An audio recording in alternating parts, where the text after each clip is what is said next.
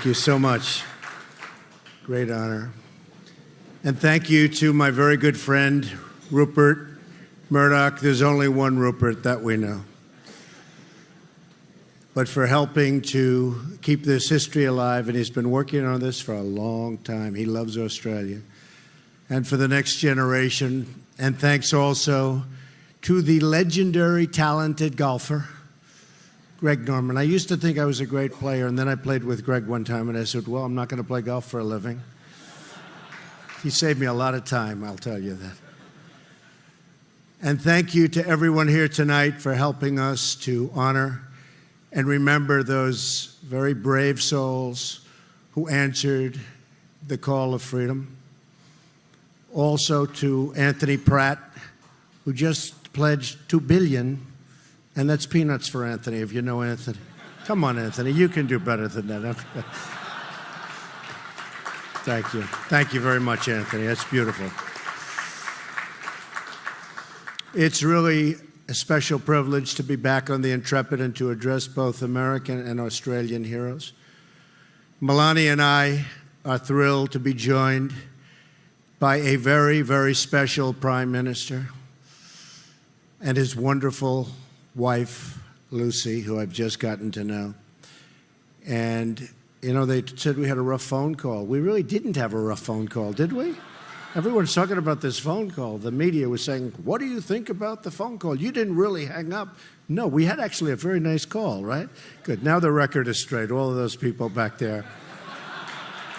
Thank goodness. It's true. We had a very nice phone call. A little testy. Got a little bit testy, but that's okay. We've had a very good relationship, and I'm very proud of the relationship. Thank you very much, Malcolm. The Prime Minister and I have just finished a productive discussion about the interests of our two countries. Together, we discussed crucial issues ranging from national security to trade, to immigration and enhanced economic cooperation. We reaffirmed the tremendous friendship between the United States and Australia and the vital importance of our security and our alliance. The armed forces of our two nations are operating side by side almost every day, fighting to defeat ISIS and the scourge of terrorism. And we will eradicate terrorism.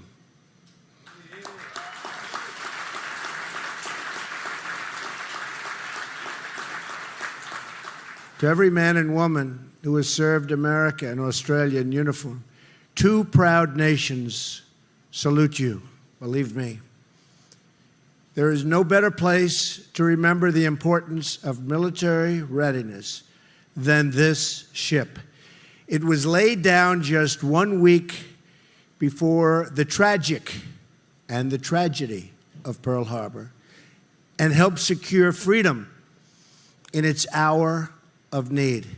I was proud to share the news that this week my administration reached a historic deal with Congress to end the devastating cuts to the United States military.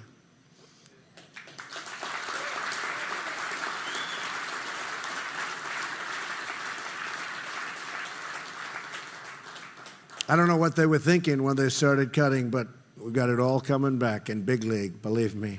It's coming back fast, ordering lots of planes, lots of ships. Lots of jobs, too, by the way.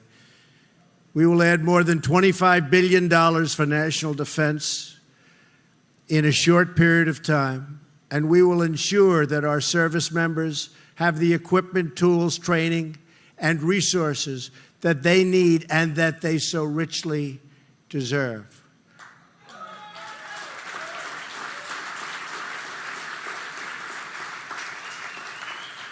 But security also requires friends that you can truly count on. That is why I was pleased to meet with Prime Minister Turnbull and why I'm so glad to be here with you tonight. And we had a great meeting just a little while ago. I want to thank the American-Australian Association for hosting this event, which I've been contributing to, by the way, for years through Rupert, every year. he'd send me this letter, could you please give money? I say, what do I have to do with that, Rupert? And I just keep sending him money, money, and now I realize that was money well spent. That's great. Right, Rupert? For years, I've been doing my thing for Rupert. And for its decades of work to strengthen the ties between our two countries. They've done a great job. America and Australia are old friends and really natural partners. And with your help, we will remain so for a very, very long time to come.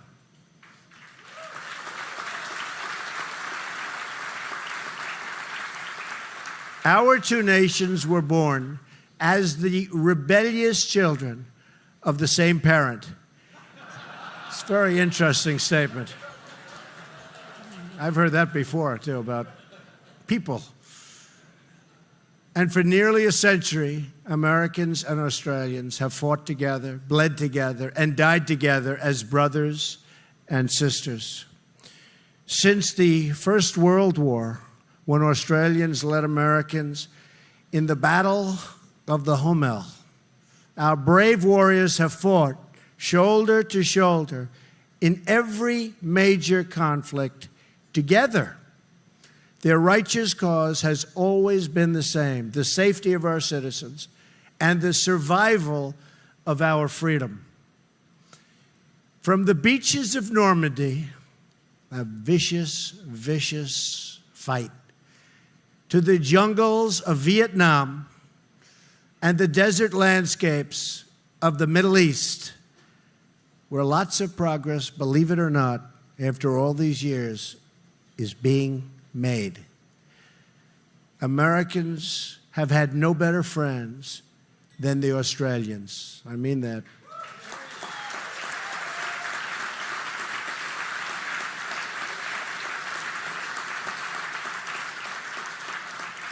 We are proudly and profoundly grateful for Australia's contributions in Syria, Iraq, and Afghanistan, and their help in the fight against terrorism following the terrible attacks of September 11th.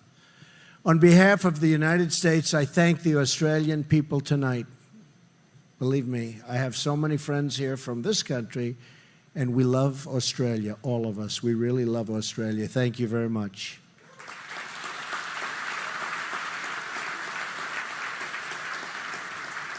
I know there are many active duty service personnel from both nations with us in the audience, and I want to express our gratitude to each and every one of you. We are privileged to be joined by many amazing veterans from our two countries as well, and from so many different conflicts. There are so many conflicts that we fought on and worked on together, and by the way, in all cases, succeeded on. It's nice to win. It's nice to win. And we've won a lot, haven't we, Mr. Prime Minister? We've won a lot. We're going to keep it going, by the way. You've given your love and loyalty to your nations, and tonight a room of grateful patriots says thank you. We are especially honored by the presence tonight of 7 World War II veterans, and we've been talking about them all night, but I should mention their name once again, perhaps for the final time tonight, or we can keep mentioning them because they're worth it. And their names again: John Hancock, Derek Holyoke, Gordon Johnson, Norm Tame, Wendell Thrasher, Roger Spooner, and Bill White. Great, great people. Great.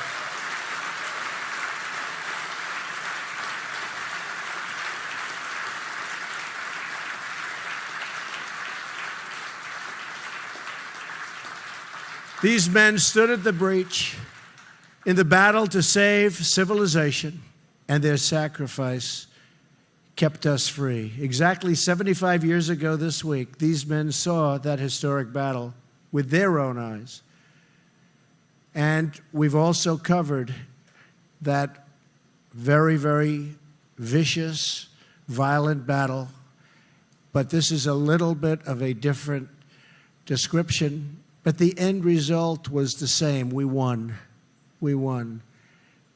They saw enemy planes flying toward them by the dozen. They saw the flames erupt into the air, and they saw the true cost of war in the faces of the heroes that never returned. On this special gathering, on this special night, we remember the courage of these men and every man, Australian and American, who fought in the Battle of the Coral Sea.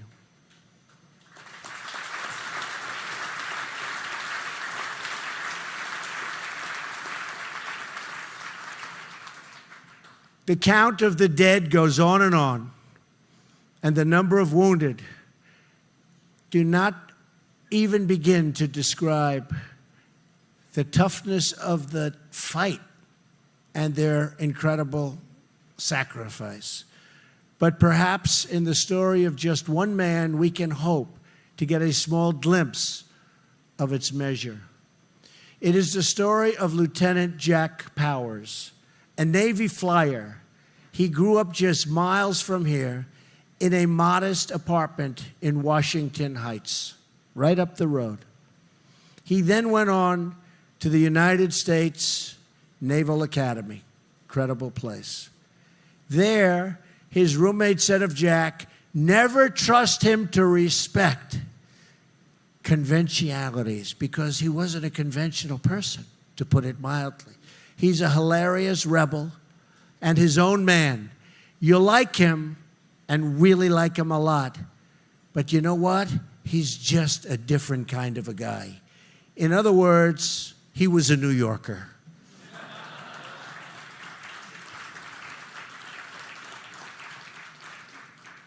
By the attack on Pearl Harbor, Jack had already served 6 years in the Navy. In the 6 months that followed, the Allies suffered many defeats and many, many casualties. Japan captured footholds all across the Pacific and now was closing, and really fast, closing in on Australia.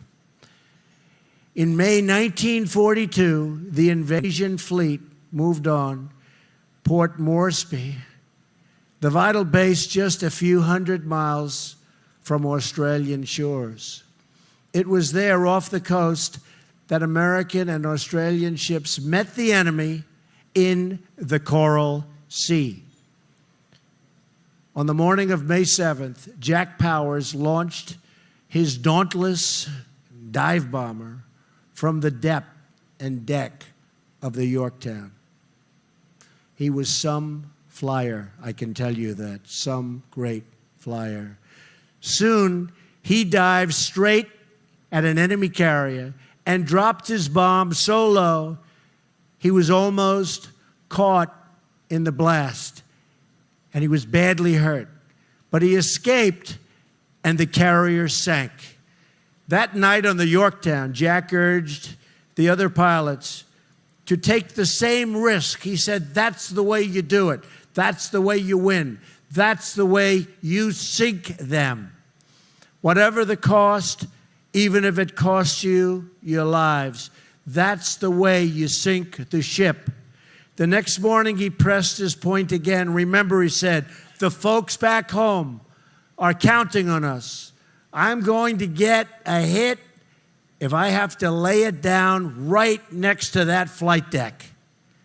In their courage, they turned the tide of the Pacific War. They had tremendous success. They were knocking out ship after ship. That day, Jack flew his plane to another carrier, straight into a hail of oncoming lead and fire, to land a devastating blow on its deck. Seconds later, the colossal blast, the one Jack was talking about and saying we have to take the risk, engulfed his plane, and Jack was gone. He was dead. He was brave, but what a job he did. Sometime before Jack died, he sent a wire home to his father in New York. It read, "Dear Dad, 1,000 miles away doesn't make any difference. Your bad son is thinking of you, hoping that he is worthy of being called a chip off the old block." His father was a tough cookie also. "Now it is we who are thinking of Jack and all those brave souls who fought alongside of him with that incredible form of attack, and especially those who found their final resting place beneath the waters where they waged that greatest of battles. They lost their lives in the fires of war, but gained immortality through their sacrifice. And now, 75 years later, we hope that we are worthy of their deeds in the beautiful, beautiful Coral Sea. We hope to be worthy of the sacrifices made by every service member who has fought in our name, past and present. The men who fought the Second World War saw terrible things, horrible things, deathly things, but they also witnessed spectacular valor and bravery. And from the wreckage of that horrible war, they rebuilt their nations and launched civilization to new heights. They knew that together, free people can achieve extraordinary things, and that one hero can make all of the difference in the world. In those Pacific waters, we forged iron bonds between our two countries. Few peoples in the world share ties in history, affection, and culture like the Americans and the Australians. Few, believe me.